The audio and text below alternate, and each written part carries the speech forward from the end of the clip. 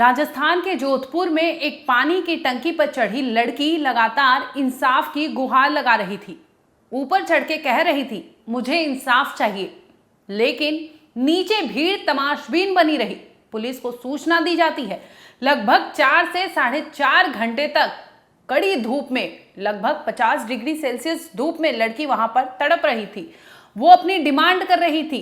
पिछले 1 महीने से उसने एफआईआर दर्ज की थी, जिस पर कोई कार्रवाई नहीं हुई थी। लड़की की बड़ी बहन जो थी, वो भी जो दरिंदे हैं उनकी भेंट चढ़ चुकी थी। लगभग 2 महीने में एक ही घर की 2 बेटियों की लाश बरामद होती है। ये बहन, छोटी बहन, गुहार लगा रही थी कि उसे इंसाफ चाहिए, लेकिन किसी के कानों पर जू नहीं रेंगा था। एफआईआर लिखी जाती है। ये उस सिस्टम की कहानी है जहां पर एफआईआर तो लिखी जाती है, लेकिन कार्रवाई नहीं होती, जिससे वो लड़की आहत हो जाती है। उसके साथ बीते 1 से 1.5 महीने के भीतर जो कुछ हो रहा था, वो उसे बर्दाश्त नहीं कर पा रही थी। इसके पहले उसकी बड़ी बहन के साथ जो कुछ हो रहा था, उसे लेकर उसने 11 अप्रैल को एफआईआर दर्ज कराई थी, जिसके बाद 1 महीने तक कोई कार्रवाई नहीं होती है। आखिरकार लड़की चढ़ती है पानी की टंकी पर। पुलिस की मौजूदगी में उसके साथ वो कांड होता है, जिसे सुनकर पूरा इलाका सन्न रह जाता है। तमाशबीन सब लोग पड़े रहे, लेकिन जब लड़की की वहां से लाश बरामद होती है, वो लड़की जो इंसाफ की गुहार लगा रही थी, आखिर उसके साथ हुआ क्या था? उसकी बहन के साथ क्या हुआ था? लगभग 2 से 2.5 महीने के भीतर ऐसा क्या हो गया था जिसकी वजह से 2 बहनों ने अपनी जान दे दी? मैं इसे जान देना नहीं कहूंगी, क्योंकि ये बतौर हत्या है। अगर समय पर कार्रवाई होती तो आज दोनों की दोनों बहनें जिंदा होती। ये नाकामी है उस सिस्टम की जिसने उन दोनों बच्चियों को बचा नहीं पाया। ये नाकामी है उस एडमिनिस्ट्रेशन की जिसने समय रहते कोई कार्रवाई नहीं की। अब इन 2 मौत के पीछे कौन जिम्मेदार है, इस वीडियो में आप सुनना पूरी तरह से। इसके बाद आप डिसाइड करना कि आखिर इन 2 बहनों की गलती क्या थी। इन 2 बहनों की लाश जब बरामद होती है तो क्यों पुलिस इस पर चुप्पी साध लेती है? क्यों पुलिस इसे सही समय पर कार्रवाई नहीं करती? आपको बता दूं, ये सिर्फ एक मौत की कहानी नहीं है, लेकिन ये कहानी उस सिस्टम की है, उस फेलियर सिस्टम की है जिसने नाकामी की, जिसने समय रहते कार्रवाई नहीं की, जिसकी वजह से गैंगरेप पीड़िता खुद से अपनी जान ले लेती है, मजबूर हो जाती है। करती भी तो करती क्या? लोगों को तो कानों पर जू नहीं रेंग रहा था। भीड़ वहां पर उमड़ी पड़ी थी। लड़की सुनने की बजाय वो लगातार कह रही थी, मुझे इंसाफ चाहिए, लेकिन उसके साथ इंसाफ नहीं होता। क्या था पूरा मामला, आइए आपको सिलसिलेवार तरीके से बताते हैं। स्वागत है आपका, आप देख रहे हैं क्राइम तक। मैं हूं अश्विनी सिंह। सबसे पहले इस कहानी में आपको बताते हैं कि कैसे इन दोनों बहनों के साथ जुल्म हो रहा था और कैसे ये सहन कर रही थी। अगर ये एफआईआर दर्ज कराती है तो कैसे पुलिस नाकाम रहती है, किसी पर कोई कार्रवाई नहीं करती, और जब मामला गंभीर नजर आता है तब आखिरकार दबाव बनता है, जिसके बाद लोग प्रोटेस्ट पर उतरते हैं। लाश जो थी वो मोर्चरी में रखकर लोग प्रोटेस्ट कर रहे थे। क्यों? क्योंकि 2 बहनों ने सेम चीज के लिए, सेम कंप्लेंट के लिए जान दे दी है। इतना ही नहीं, ये मुद्दा इतना गर्माता है कि एनसीडब्ल्यू की जो चेयरपर्सन है वो तक इसमें सुओ मोटो कॉग्निजेंस लेती है। आज की बात है, 19 मई को उन्होंने भी बकायदा अपने ट्विटर हैंडल यानी एक्स पर पोस्ट किया है, जिसमें उन्होंने तमाम जानकारी मांगी है कि आखिर जोधपुर की इन दोनों बहनों के साथ क्या कुछ हुआ था, क्या कुछ कमी रह गई थी पुलिस की तरफ से, कहां एडमिनिस्ट्रेशन फेलियर था, किसकी जवाबदेही है, इन दोनों मौतों के पीछे किसकी कहानी है, क्यों वो दरिंदे घूमते रहे, और ये 2 बहनों के साथ जो दरिंदगी हो रही थी उसकी वजह से इनको मजबूर किया जा रहा था।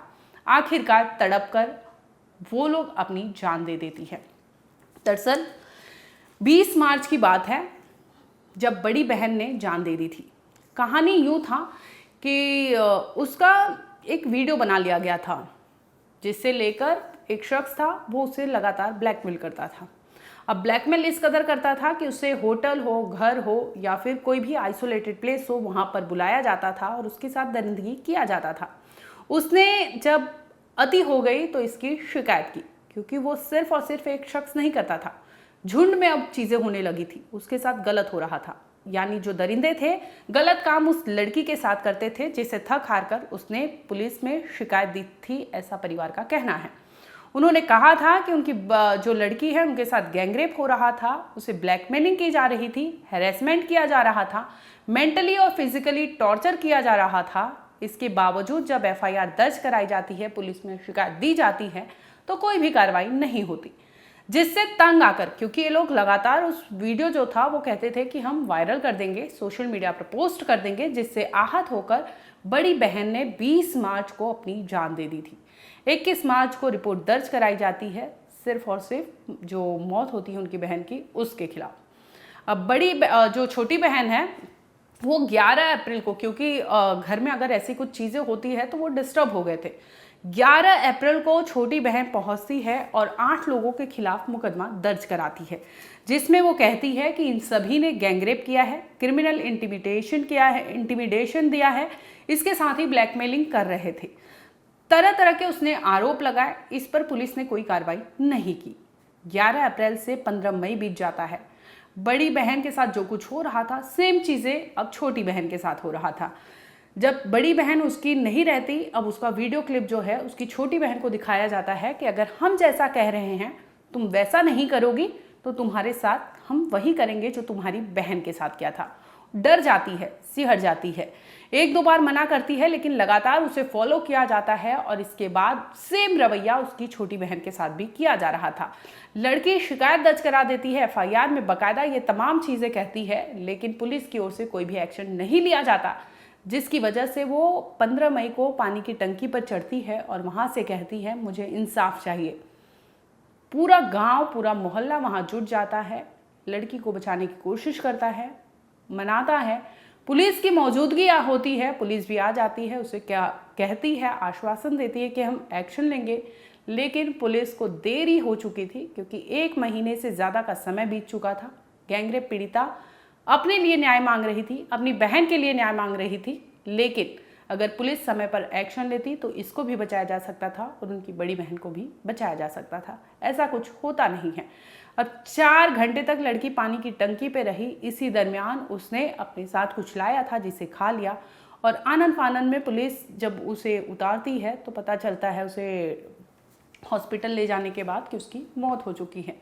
यानी अब 2 मौतें हो चुकी थी। दोनों बहनें अब इस दुनिया में नहीं थी। जिन्होंने शिकायत दी थी कि उनके साथ गलत हो रहा है, उनके साथ दरिंदगी हो रही है, उन्होंने बाकायदा नाम भी दिया, क्योंकि बड़ी बहन ने शायद नाम नहीं दिया था। जिसके बाद छोटी बहन जब एफआईआर दर्ज कराती है तो उसमें उसने बाकायदा कुछ नाम दिए थे, जिसे लेकर पुलिस तहकीकात कर रही थी, लेकिन कुछ ऐसा असरदार तहकीकात नहीं था, जिसकी वजह से वो लड़की इतनी आहत होती है कि उसे लगता है कि उसकी ज़िंदगी खत्म करना ही बेहतर है। बता दो कि लड़की मरने से पहले पुलिस थाने में रिपोर्ट दर्ज करा चुकी थी। आईओ, इन्वेस्टिगेशन ऑफिसर जो होते हैं, उन्हें वो बता चुकी थी कि उनके साथ क्या हो रहा है। एसपी तक को बता चुकी थी, कलेक्टर को बता चुकी थी, मानव आयोग जो है उनको वो एप्लीकेशन दे चुकी थी, महिला आयोग को भी कंप्लेंट दे चुकी थी, हाई कोर्ट में एप्लीकेशन दायर कर चुकी थी। अब सोचिए, न्याय के लिए वो दर दर भटक रही थी, जितना कुछ उससे पॉसिबल था सब कुछ किया उसने, लेकिन आखिरकार सिस्टम के आगे वो फेल हो जाती है। उन चंद लोगों के आगे वो मजबूर हो जाती है। वो नाकाम सिस्टम, वो नाकाम एडमिनिस्ट्रेशन जो उसे बचाने की कोशिश करने की बजाय उन लोगों को एक तरह से आज़ाद छोड़ी थी। अगर कार्रवाई होती तो वो लोग जेल में होते, ये लड़की जिंदा होती। हो सकता था कि सही समय पर अगर कार्रवाई होती तो दोनों बहनें जिंदा होती, लेकिन पुलिस को कोई फर्क नहीं पड़ता। बता दो कि महिपाल जो है ई मित्र सर्विस सेंटर में ऑपरेटर है और मेन आरोपी महिपाल ही बताया जा रहा है। इसके अलावा आपको बता दूं कि कई और नाम हैं, अभी तक हम आपको जिक्र नहीं कर रहे उन नामों का, लेकिन कुल 8 लोगों पर दर्ज है मामला, जिसमें इस तरह के आरोप लगे हैं कि महिपाल और गोपाल, इन दोनों को पुलिस ने गिरफ्तार किया है और इन दोनों की गिरफ्तारी की पुष्टि हो चुकी है, जिसमें ये सामने आया है कि इन दोनों मेन कल्प्रिट थे और इन दोनों ने उस महिला के साथ दरिंदगी की थी, उसका वीडियो बनाया था, वीडियो दिखा दिखा कर ब्लैकमेल कर रहे थे, जिसके बाद इन्होंने इस तरह से लड़की को हैरेस मेंटली और जो फिजिकली टॉर्चर कर दिया था, जिसकी वजह से इस तरह के कांड देखने को मिले। अब बात कर लेते हैं कि जो खिड़प्पा थाना है, वहाँ के पुलिस अधिकारी जो थे, थाना अधिकारी लाखाराम और वृत्ताधिकारी भूराराम खिलेरी, इन दोनों को लेकर भी पुलिस जो है, एसपी रघुनाथ गर्ग जो है, उन्होंने आईजी को लेटर लिखा है कि ये लोग की जो कार्रवाई थी वो सही नहीं थी। आईजी को लेटर लिखा जाता है। बावड़ी पुलिस चौकी प्रभारी को एएसआई यानी धर्मेंद्र को लाइन हाजिर किया जाता है कि इन्होंने क्या कुछ किया है, इस केस को लेकर क्यों कोताही बरती है, वो सबका जवाब अब वो दे। तो इस तरह से गोपाल और महिपाल की गिरफ्तारी होती है, जिसके बाद पता चलता है कि 20 मार्च को उनकी बड़ी बहन ने इस तरह से ठोस कदम उठा लिया था जिसमें अपनी जान दे दी थी। और उसके बाद जब छोटी बहन के साथ कांड हो रहा था तो उन्होंने भी शिकायत दी, लेकिन उसके बाद कोई कार्रवाई नहीं होती, जिसके बाद वो भी 15 मई को जान दे देती है। आपको बता दो कि एनसीडब्ल्यू की चेयरपर्सन जो है विजया राहतकर, उन्होंने लेटर लिखा है राजस्थान के चीफ सेक्रेटरी को, डायरेक्टर जनरल ऑफ पुलिस यानी डीजीपी को, कि क्या कुछ इस केस में हुआ है और क्यों इस तरह से 2 लड़कियों की जान गई है, गैंगरेप की विक्टिम है, इसके बावजूद वहां पर पुलिस की कोई एक्शन नजर नहीं आती। और इस केस में लेकर जो भी उन्होंने अभी तक किया है, जो भी अपडेट है, वो 7 दिन के भीतर उन्हें एक्शन टेकन रिपोर्ट सबमिट करे ताकि पता लग सके कि आखिर हुआ क्या है। Prolong gang rape, blackmailing, sexual exploitation जो हो रहा था, उसके जिम्मेदार कौन है, कौन अधिकारी जो है उसने वहां पर लैप्सेस किए हैं, उसके भी नाम उन्होंने मांगे हैं। अरेस्ट ऑफ ऑल एक्यूज, अभी तक की जो इतनी गिरफ्तारी हुई है उसे लेकर उन्होंने कहा है कि उनके नाम होने चाहिए। करंट स्टेटस ऑफ इन्वेस्टिगेशन, यानी अभी तक जांच पड़ताल जो हुई है उसमें क्या स्टेटस है। डिजिटल और फॉरेंसिक एविडेंस जो है वो डिटेलिंग होनी चाहिए, और कौन से पुलिस जो है वो एक्शन नहीं लिए। अकाउंटेबिलिटी ऑफ कंसर्न ऑफिशियल, यानी जिसकी अकाउंटेबिलिटी होती है वो ऑफिसर क्या किए थे और क्यों कोताही हुई, इसका जवाब दे। एडमिनिस्ट्रेटिव लैप्सेस जो लोकल पुलिस के द्वारा की गई है उस सब की जवाबदेही अब राजस्थान दे, जिसकी वजह से उन्होंने ये चीज़ें की हैं। अब सबसे बड़ा सवाल तो वही खड़ा है कि आखिर एक लड़की को पानी की टंकी पर चढ़कर अपनी आखिरी लड़ाई क्यों लड़नी पड़ी। अब आप सोचिए, क्यों एफआईआर के बाद भी परिवार दर दर न्याय के लिए भटक रहा था, और क्यों हर बार किसी बेटी की मौत के बाद ही सिस्टम जागता है। जोधपुर की ये कहानी सिर्फ राजस्थान की नहीं, ये उस डरावने सच की कहानी है जहां कई बार पीड़ित कोर्ट या सिस्टम से हार जाते हैं और इस तरह से इतना ठोस कदम उठा लेते हैं जो सोचने पर मजबूर कर देता है कि आखिर मौत इतनी सस्ती है और जिंदगी जो जीने की बजाय लोग उसे खत्म करना ज़्यादा बेहतर समझते हैं, क्योंकि न्याय जो है, न्यायिक व्यवस्था जो है और एडमिनिस्ट्रेशन जो फेल्यूर है वो किसी पर्सन की लाइफ पर कितना हावी हो सकता है, आप इस केस से देखिए। फिलहाल आपको बता दें कि इसमें 2 ही गिरफ्तारी हुई है, जिसे लेकर अब पुलिस जो है तहकीकात कर रही है। पुलिस पर भी गाज गिरेगी आगे आने वाले टाइम में, क्योंकि जिस तरह से इसमें लैप्सेस नजर आ रहे हैं वो वाकई सोचने पर मजबूर कर देता है कि इतना हीनियस क्राइम में कैसे किसी को इतनी आज़ादी मिल सकती है और इतनी ढीलापन या फिर लैप्सेस कैसे नज़र आ सकते हैं, क्योंकि क्राइम अगेंस्ट विमेन है ऑलरेडी, और ऊपर से इस तरह के अगर पीड़ित परिवार जो है वो दर दर भटक रहा है न्याय के लिए, तो ऐसे में सिस्टम क्या जवाबदेही रखता है और लोग कहाँ जाएंगे। जो न्याय के लिए गुहार लगा रहे हैं वो जाएंगे तो कहाँ जाएंगे। एक महिला ने थाने में जाकर शिकायत की कि मेरे साथ में ऐसे ऐसे लोग हैं कुछ जो अन्याय कर रहे हैं, अत्याचार कर रहे हैं, और उसके साथ में सामूहिक अत्याचार हुआ, परंतु उनकी कोई नहीं सुनी। और उसने कहा कि मेरे को ये ब्लैकमेल कर रहे हैं, अलग अलग वीडियो दिखा दिखा के ये आउट कर देंगे, कई तरह के उनके ऊपर आरोप लगाए और उनको इतना प्रेशराइज किया, इतना परेशान किया, जिसकी वजह से उनको अपनी जीवन लीला समाप्त करनी पड़ी मजबूर होकर। उसके बाद में दूसरी बहन गई और बताई कि भाई ये घटना हुई है थाने के अंदर, और इसी तरीके से मेरे को भी परेशान करना शुरू कर दिया है। तब उसने नामजद मुकदमा दर्ज कराया कि ये लोग हैं जो हमारे को हेरेसमेंट कर रहे हैं, परेशान कर रहे हैं, अत्याचार कर रहा है और ब्लैकमेलिंग कर रहे हैं, आप शीघ्र कार्रवाई करें।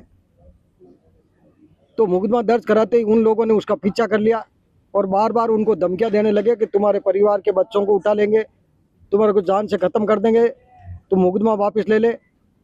तब उसने थाने में कई दफ़े शिकायत की, आईओ को की, उसके बाद में एसपी को कंप्लेंट की, उसके बाद में कलेक्टर को कंप्लेंट की, उसके बाद मानव आयोग को कंप्लेंट की, उसके बाद महिला आयोग को कंप्लेंट की। उसके बाद में उसने हाई कोर्ट के अंदर लास्ट एप्लीकेशन लगाई कि कहीं न्याय मिल जाए। तो वो न्याय के लिए दर दर की ठोकरें खाती फिरी। आखिर में जब उसकी कहीं सुनवाई नहीं हुई, तब जाके कल 11 बजे इस चिलचिलाती धूप के अंदर जो टंकी के ऊपर बैठ गई और उसने न्याय की मांग की और गुहार की। पुलिस की बड़े दुर्भाग्य की बात है कि वहाँ पुलिस की मौजूदगी के अंदर 4-4.5 घंटे इस 50% टेम्परेचर के अंदर वो बैठी रही। उसकी वजह से वो उसकी तबीयत बिगड़ गई। और इसके अंदर समय रहते हुए यदि पुलिस कार्रवाई कर देती, दोषियों को गिरफ्तार कर लेती, सजा दे देती, तो उसकी जान बच जाती। इसके अंदर मैं क्लियर कहता हूँ कि पुलिस की लापरवाही की वजह से, पुलिस की अनदेखी की वजह से, पुलिस की दोषियों के साथ में मिली भगती की वजह से उसकी जान गंवानी पड़ी उस महिला को।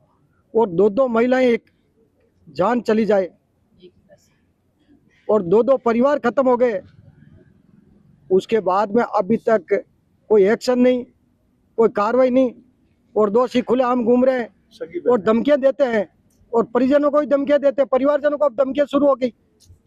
तो मैं ये आप मीडिया के माध्यम से मांग करना चाहता हूं कि किसी को न्याय के लिए, और यदि सामूहिक अत्याचार हो जाता दोनों के साथ में और सारी चीज़ों का जानकारी होते हुए यदि न्याय नहीं मिले, जहाँ जहाँ दरवाज़ा खटखटाना चाहिए वहाँ सब जगह उसने दरवाज़ा खटखटा दिया न्याय के लिए, और वो न्याय के लिए भटकती रही और उसको न्याय नहीं मिली। आखिर में उस जब टंकी के ऊपर बैठी रही 4.5 घंटे इस 50% टेम्परेचर के अंदर, और पुलिस की मौजूदगी के अंदर उसकी तबीयत खराब हो गई और उसकी डेथ हो गई। खेड़ापा थाना क्षेत्र में 20 मार्च को एक डेथ हुई थी, जिस पर 21 तारीख को हमारे मर्ग दर्ज हुआ था और मर्ग की कार्रवाई में अनुसंधान जारी था। उसके बाद 11 अप्रैल को एक उसकी जो छोटी बहन है उसने प्रकरण दर्ज करवाया कि मेरे साथ गैंगरेप किया गया, मेरे को परेशान किया जा रहा है, और मेरी बहन को भी परेशान किया गया। इस पर अनुसंधान जारी था। इसमें अनुसंधान चल रहा था, तो उसकी मांग थी कि अभी तक जो आरोपीगण हैं उनको अरेस्ट नहीं किया गया। इसी चीज़ से वो टंकी पर चढ़ गई। अब दुर्भाग्य से उसने वहाँ कुछ डाली। हमने बचाने का भरसक प्रयास किया, बावड़ी में प्राइमरी ट्रीटमेंट दिया, उसके बाद MDM हॉस्पिटल भी लाए थे, परंतु डॉक्टर्स के भरपूर प्रयासों के बावजूद भी उसको नहीं बचा पाए। हाँ, अभी 2 आरोपियों की गिरफ्तारी हुई है और आगे भी अनुसंधान जारी है, जल्दी कार्रवाई की जाएगी। अभी जांच परिवादियों की ही डिमांड पर एडिशनल SP सिकाऊ रघुनाथ जी गर्ग साहब को जांच